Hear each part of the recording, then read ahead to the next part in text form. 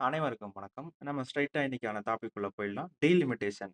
அதாவது எங்க பார்த்தாலும் நியூஸ்ல தொகுதி மறுவரையறை, தொகுதி மறுவரையறைன்னு சொல்றாங்களே அப்படின்னா என்னது? எனக்கு எதுவுமே தெரியாது அப்படின்னு சொல்றீங்களா? உங்களுக்கு தான் இந்த வீடியோ. தெரியிற மாரி புரிஞ்சுக்கலாம் வாங்க. நீங்க எந்த கட்சியா இருந்தாலும் எந்த பிரச்சனையும் கிடையாது. இங்க என்ன சொல்றாங்க அப்படின்றத ஸ்ட்ரெயிட்டா பார்த்துருவோம். யாருக்கும் எந்த பாகுபாடும் கிடையாது. நான் எந்த கட்சியோட சப்போர்ட்டரும் கிடையாது. வாங்க வீடியோக்குள்ள போலாம். அதாவது, இவங்க தொகுதி மறுவரை அப்படின்னு சொல்றாங்க. அப்படின்னா என்ன அர்த்தம்னா, இப்ப இருக்கிற நாடாளுமன்றத்துல இருக்க 543 சீட்ட 850 சீட்டா வந்து உயர்த்தணும் அப்படின்னு நாடாளுமன்றத்துல வந்து மசோதாவ நிறைவேத்துறாங்க. இது எதுக்கு பண்றாங்க? ஏன்னா, மக்கள் தொகை வந்து அதிகமாகிட்டே போது. மக்கள் தொகை அதிகமாயிட்டே போறதுனால இந்த மாரி பண்றாங்க. ஏன் சரி, மக்கள் தொகை அதிகமாவுதோ அங்க பண்றாங்க. அதனால நம்மளுக்கு என்ன பிரச்சனை? அப்படின்னு கேட்டீங்கன்னா, பிரச்சனை வந்து இருக்கு. அது என்னன்னு பார்ப்போம். தமிழ்நாட்டுக்கு இதனால என்ன பயன்? அதையும் வந்து ஒண்ணு ஒண்ணா பார்த்துட்டு வருவோம். தமிழ்நாட்டுக்கு வந்து இந்த மாரி தொகுதி மறுவரை பண்ணாங்கன்னா, நிச்சயமா வந்து குறைக்க மாட்டாங்க. ஏன்னா, நம்ம தமிழ்நாட்டிலயும் வந்து மக்கள் தொகை வந்து பெருகிட்டு தான் போது. அப்படின்றப்ப எதுக்குப்பா இவங்க வந்து சண்டை போடுறாங்க, பேப்பர கொளுத்துறாங்க, ட்வீட் போடுறாங்க, இந்த மாரி சண்டை போட்டுட்டு இருக்காங்களே அப்படின்னு கேட்கிறீங்களா? அது வந்து சொல்றேன். 39 தொகுதிய இப்ப கரண்ட்டா இருக்கிற 39 நாடாளுமன்ற தொகுதிய இந்த டீலிமிட்டேஷன் அதாவது தொகுதி மறுவரையறை பண்ணாங்கன்னா 60லிருந்து 62 அதிகபட்சம் 62 குறைஞ்சபட்சம் 55 வரைக்கும் வர்றதுக்கு வாய்ப்பு இருக்கிறதா நியூஸ்ல சொல்றாங்க. ஏறக்குறைய. அப்ப இது அதிகமா தானப்பா இருக்கு. இதனால என்ன பிரச்சனை உங்களுக்கு? அதனால ஏன் அவங்க சண்டை போடுறாங்க? ஒருவேளை பிஜேபி வந்து ஆட்சிக்குள்ள வந்துடக்கூடாதுன்றதுக்காக சண்டை போடுறாங்களா? அப்படின்னு கேட்கிறீங்களா? அதுதான் கிடையாது. ஏன்னா நமக்கு வந்து 39, 60 ஆச்சுன்னா, வட மாநிலத்தில இருக்கிறவங்க, அதாவது உத்தரப்பிரதேச, பீகார் இந்த மாரிலாம் இருக்கிறவங்களுக்கு வந்து 60லருந்து 120ஆ மாறுது. அதாவது சீட்ட ஏத்துறாங்க. சீட்ட ஏத்த தான் போறாங்க. கன்ஃபார்மா ஏத்தப் போறாங்க. 39 குறைக்க போறதில்ல தமிழ்நாட்டுக்கு. ஆனா, ஏத்துறத நம்மளுக்கு குறைச்சு ஏத்துறாங்க. அவங்களுக்கு நெறைய ஏத்துறாங்க. ஏன்னா, நம்மளுக்கே தெரியும். அவங்க தான் நெறைய வாட்டி அவங்களுக்கு வந்து பிஜேபிக்கு சப்போர்ட்டிங்கா இருக்கிறாங்க. எங்க நார்த் சைட்ல. அதனால கன்ஃபார்மா வட மாநிலத்தில யுபிக்கு வந்து அதிகமா சீட்டு ஏத்துறாங்க. யுபிக்கு மட்டும் இல்ல. பீகார், மத்திய பிரதேஷ் இந்த மாரி ராஜஸ்தான் இந்த மாரி அவங்க ஆட்சி செய்யற மாநிலத்தில அதிகமா ஏத்துறதா செய்திகள் பரவிட்டு வருது. சரிப்பா, இதனால என்ன பிரச்சனை வரும்? அதனால ஏன் இந்த மாரி வந்து அடிச்சுக்கிறாங்க? அப்படின்னு கேட்கிறீங்களா? இதனால வந்து பிரதிநிதித்துவம் வந்து குறையும். எப்படின்னு சொல்றேன் பாருங்க. இப்ப வந்து நம்ம எல்லா இந்தியால இருக்க எல்லா மாநிலத்துக்கும் சேர்த்து தான் நாடாளுமன்றத்துல திட்டங்கள் எல்லாத்தையுமே வந்து கொண்டு வராங்க. அது வந்து சில மாநிலங்களுக்கு பாதகமா அமையலாம். சில மாநிலங்களுக்கு சாதகமா அமையலாம். அது வந்து ஆட்சியாளர்கள பொறுத்து இருக்கு. இப்போ வந்து ஒரு திட்டம் நமக்கு பாதகமா அமையுது. இப்ப எக்ஸாம்பிள்க்கு நீட்டயே எடுத்துக்கோங்களேன். நீட் வந்து நம்ம பசங்களால படிக்க முடியாதுன்னு நான் சொல்ல மாட்டேன். ஆனா 12வது மார்க் வச்சு உள்ள போயிட்டு இருந்த காலம் போயி, நீட்டுக்குன்னு தனியா வந்து 1 வருஷம் படிச்சு, 2 வருஷம் படிச்சு, 3 வருஷம் படிச்சு உள்ள போற காலம் வந்துருச்சு. புள்ளைங்கலாம் கஷ்டப்படுறாங்க. அப்படின்றப்போ தமிழ்நாட்டுல இருக்கிறவங்க, தமிழ்நாட்டு ஆட்சியாளர்கள் எதிர்ப்பாங்க. ஆனா இதே வந்து அந்த சைட்ல இருக்கிறவங்க, இல்ல நான் ஆரம்பத்துல இருந்தே அந்த சைட்ல இருக்கவங்க பெரும்பாலும் நான் 8வது, 9வதுல இருந்தே என்ட்ரன்ஸ் படிச்சுட்டு வரேன். எனக்கு என்ட்ரன்ஸ் வச்சா ஓகே தான் அப்படின்னு சொல்லிட்டு, அவங்க என்ட்ரன்ஸ் வழியா போறதுக்கு ஒத்துக்குறாங்க. அப்படின்றக்கப்போ, இந்த பிரதிநிதித்துவம் வந்து எப்படி அடிபடும் அப்படின்னா, ஒரு மசோதாவ நிறைவேத்துறதுக்கு வாக்கெடுப்பு நடத்துவாங்க. அப்படின்றக்கப்போ, இந்த வாக்கெடுப்பு தான் ஒரு முக்கியமான பார்ட்டா இங்க பார்க்குறோம். ஏன்னா, வடநாட்ல இருக்கிறவங்க எம்பி அதிகமா இருந்தாங்க அப்படின்னா, அவங்களோட ஓட்டு தான் அதிகமா வரும். அவங்களோட ஓட்ட வச்சு அவங்க ஈஸியா ஒரு மசோதாவ நிறைவேத்திட்டு போயிடுவாங்க, மசோதான்னு பார்க்கும்போது. அவங்களுக்கு வந்து தெற்கு நாட்ல இருக்கிறவங்க நம்மளோட தமிழ்நாடு, கேரளா, ஆந்திர பிரதேஷ், கர்நாடகா இந்த மாரி தெற்கு நாடுகள்ல இருக்கிறவங்களோட ஓட்டு தேவையே கிடையாது. அசால்ட்டா வந்து அவங்க மசோதாவ நிறைவேத்திட்டு போயிடுவாங்க. இது நம்மளுக்கு ஒரு பாதகமா தான் அமையும். அதுதான் பிரதிநிதித்துவம் குறையும் அப்படின்னு சொல்றாங்க. அதுக்கடுத்து எந்த பிரச்சனை வரும்னா, வடமாநிலம் ஆதிக்கம். ஏற்கனவே வந்து யுபி சைடு, பீகார் சைடு தான் சீட் அதிகமா இருக்கு. நம்ம சைடு சீட்டு கம்மியா தான் இருக்கு. நிதியும் வந்து ஒரு ஃபினான்ஷியல் இயர்ல நமக்கு கம்மியா தராங்கன்னு நம்ம ஆளுங்க சண்டை போட்டுக்கிட்டு இருக்கிறாங்க. வந்தாலும் வந்து எப்படி குடுப்பாங்கன்றது நமக்கு தெரியும். ஆனா குடுக்குற நிதியே கம்மியா குடுக்கும்போது வந்து கொள்ளையடிக்கிறவங்களுக்கு கஷ்டமா தானே இருக்கும். நாங்க கம்மியா தான் கொள்ளையடிக்கிறோம். அவங்க அதிகமா கொள்ளையடிக்கிறாங்கன்னு. இது சில பேரோட குமுறல்கள். இத நியூஸ்ல இருந்து தான் நானும் சொல்றேன். அப்படின்றக்கப்போ, வட மாநிலத்தோட ஆதிக்கம் அதிகமாவுது. அவங்களுக்கு தான் போற நிதியும், அவங்களுக்கு தான் போற சப்போர்ட்டும், அவங்களுக்கு தான் போற பிரையாரிட்டியும் அதிகமா இருக்கு, கம்பேர் பண்ணும்போது. கம்பேரிட்டிவா சவுத் சைட வந்து கம்பேர் பண்ணும்போது அவங்களுக்கு தான் அதிகமா இருக்கு. ஏற்கனவே வந்து இந்த இப்போ 2024 எலக்ஷனுக்கு அப்புறமே கூட அவங்க தான் அதிகமா இருக்காங்க. நம்ம சைடு வந்து எம்பிஸ் கம்மியா தான் இருக்கிறாங்க. அப்படி இருக்கும்போதே அவங்க சைடு தான் வந்து ஆதிக்கம் அதிகமா இருக்கு. இதுல இன்னும் 150 சீட்ல ஒரு 500 சீட்டு, 600 சீட்டு எப்படியும் வடமாநிலத்தவங்க இருந்தாங்கன்னா, மிச்சம் இருக்க 300 சீட்ட வச்சு நம்ம ஆளுங்க என்ன கத்துனாலும் அவங்க கேட்க போறதில்ல. ஈஸியா அவங்க வந்து மசோதாவ நிறைவேத்திட்டு போயிட்டே இருப்பாங்க. அவங்களுக்கு என்ன வேணுமோ அத நிறைவேத்திட்டு போயிடுவாங்க. இது இன்னொரு பிரச்சனை. இதனால அடுத்து வந்து தெற்கு தேய்கிறது. இந்த நியூஸ்லலாம் பார்ப்பீங்க தெற்கு தேய்கிறதுன்னு.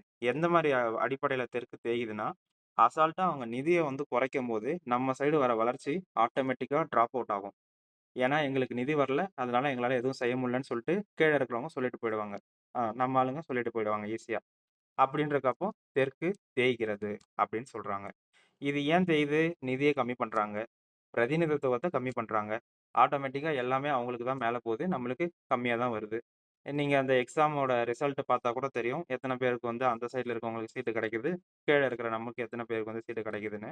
அந்த அளவுக்கு ஆராயலனாலும் அவங்களோட ஆதிக்கம் இருக்குதுன்றதுல எந்தவித மாற்று கருத்துமே கிடையாது.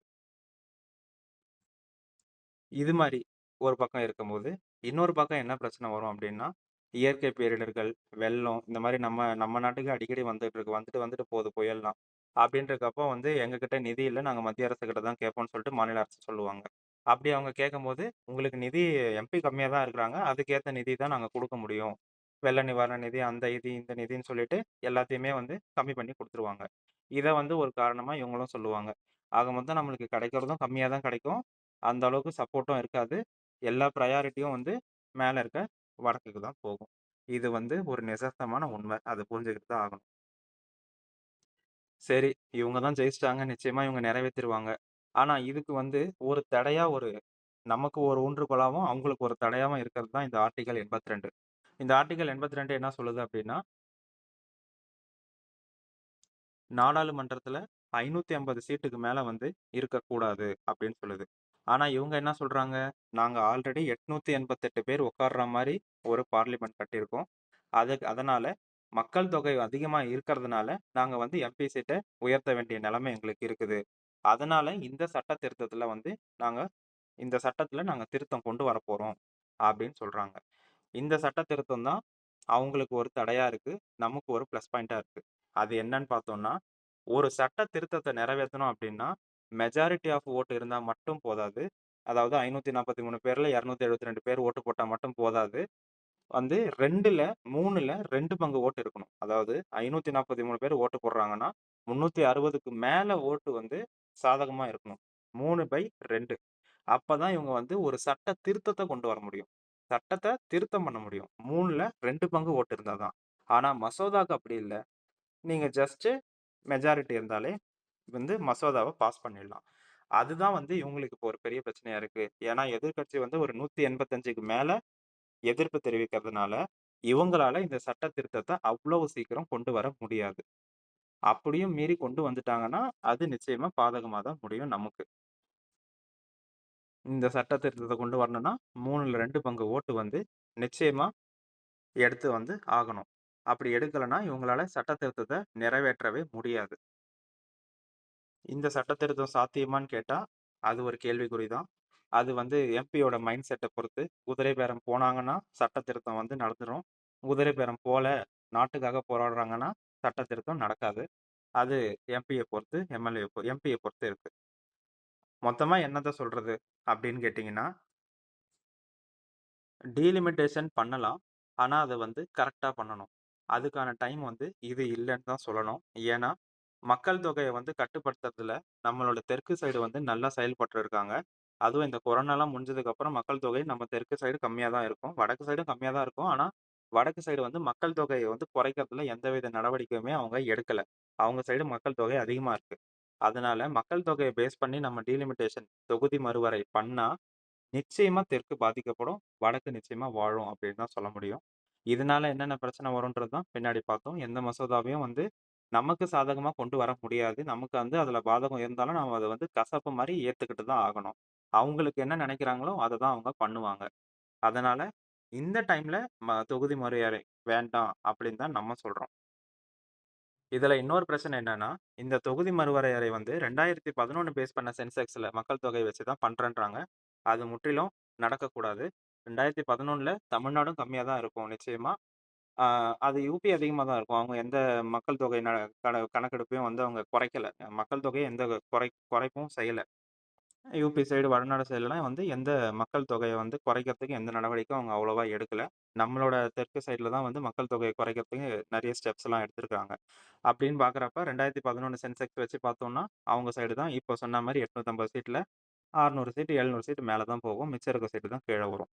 அப்படின்னு பார்க்குறப்ப, இது வந்து ஒரு பிரச்சனையா சொல்றாங்க. இவங்க வந்து என்ன சொல்றாங்க, 2026 இப்ப எடுக்கிற சென்செக்ஸ வச்சு பண்ணுங்க அப்படின்றாங்க. இது எந்த அளவுக்கு சாத்தியம்ன்றது அவங்க சொல்லல. ஆக மொத்தம் என்ன சொல்ல வரோம்? பாகுபாடு நிச்சயமா இருக்கும். இந்த டீலிமிட்டேஷன் கொண்டு வந்தாங்க அப்படின்னா. அது வந்து நிச்சயமா அவங்க சைடு தான் சாதகமா இருக்கும். ஆக நம்ம ஓட்டு போட்டு மேல அனுப்பிச்சவங்க என்ன பண்றாங்கன்னு பார்ப்போம். எதிர்ப்பாங்கன்னு நான் நிச்சயமா எதிர்ப்பாங்க. அதுல எந்த விஷயமும் இல்ல. ஆனா நடக்கிறதெல்லாம் நன்மைக்கேன்னு சொல்லி, நாளைக்கு என்ன நடக்குதுன்னு வெயிட் பண்ணி பார்ப்போம். சப்போஸ் அந்த 3ல 2 பங்கு ஓட்டு வரல, சட்ட திருத்தம் கொண்டு வர முடியலன்னா, இவங்களால இந்த பில்ல பாஸ் பண்ண முடியாது. 850 உயர்த்த முடியாது. அது என்ன நடக்குதுன்றத நம்ம பொறுத்து தான் பார்க்கணும். இந்த வீடியோ உங்களுக்கு புடிச்சிருந்தா லைக் பண்ணுங்க, கமெண்ட் பண்ணுங்க, ஷேர் பண்ணுங்க, சப்ஸ்கிரைப் பண்ணுங்க. உங்களோட கருத்துக்கள கமெண்ட்ல சொல்லுங்க. இது வந்து ஒரு தமிழ்நாட்டுக்கான சப்போர்ட் பண்ற வீடியோவா இருக்கும்னு நான் நெனைக்கிறேன். நீங்க பிஜேபி சப்போர்ட்டரா இருந்தீங்கன்னா, பிஜேபி சப்போர்ட் பண்ணுங்க. எந்த பிரச்சனையும் கிடையாது. உங்களோட கருத்துக்கள நீங்க சொல்லுங்க. எங்களோட கருத்துக்கள நாங்க சொல்றோம். ஏன்னா கருத்துரிமை அப்படின்றது இந்தியாவுல பொதுவானது. நன்றி, வணக்கம்.